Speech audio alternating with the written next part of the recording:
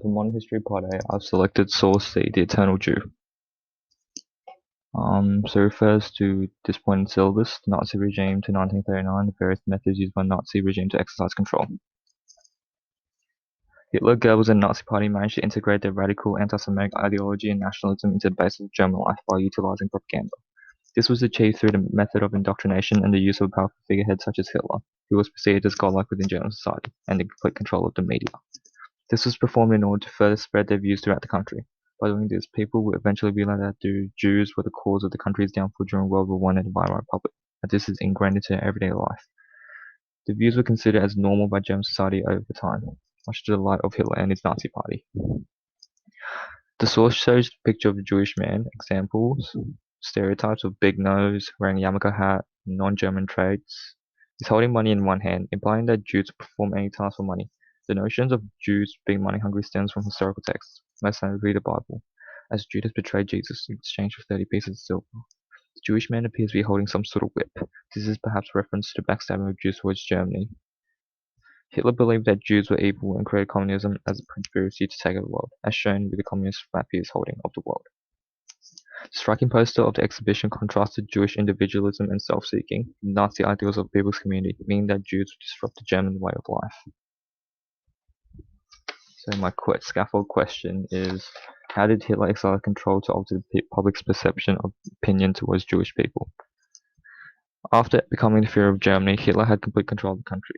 In order to spread his ideology to the general public, he had to use various methods of control for people to completely devote themselves to the vision of Führer and the Nazi Party. The most powerful form of control, in my opinion, was the use of propaganda. Propaganda was integrated in almost every aspect of German life, ranging from posters, newspapers, flyers, and banners. Jews were scapegoated for ruining German way of life and the failure of World War I and Weimar.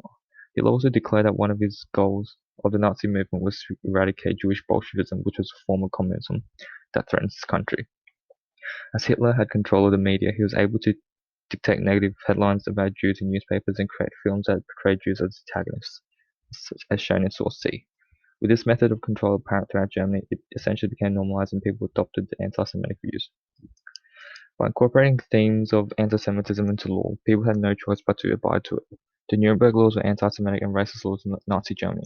The two laws were the law for the protection of German blood and honor, which prohibits marriage between Jewish and German people, and the Reich citizen law, which declared that only those of German or related blood were eligible to be Reich citizens.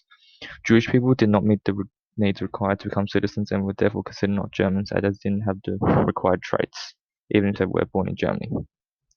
Without citizenship, the Jews were looked down upon by Germans, as this has created a sense of superiority, nationalism, and German pride. Jews became targets of harassment. The harassment became violent. In 1938, Herschel Grinsman, a 17-year-old ethnically Polish Jew, learned of his parents' exile from Germany. In retaliation, he murdered Jewish diplomat Ernst von Rath. Hitler and Goebbels immediately seized this opportunity as a platform to rile the Germans to an anti-Semitic frenzy. Kristallnacht, otherwise the Night of the Broken Glass, was a product of that hate and oppression built up over time, as mentioned in my two previous points. Nazi mobs tortured, otherwise vandalized hundreds of synagogues throughout Germany and damaged, if not completely destroyed, thousands of Jewish property. Nearly 100 Jews were murdered in the violence. The action of one Jew was enough for the masses to completely scapegoat the entire Jewish community, demonstrating that Hitler's ideals have already been successfully indoctrinated into the minds of German people. Hitler successfully utilized his power as a Führer to exercise methods of control by combining propaganda, law, repression together in order to change the German people's perception towards Jews to suit his Nazi beliefs, which are anti-Semitism, notions of superiority, and extreme nationalism.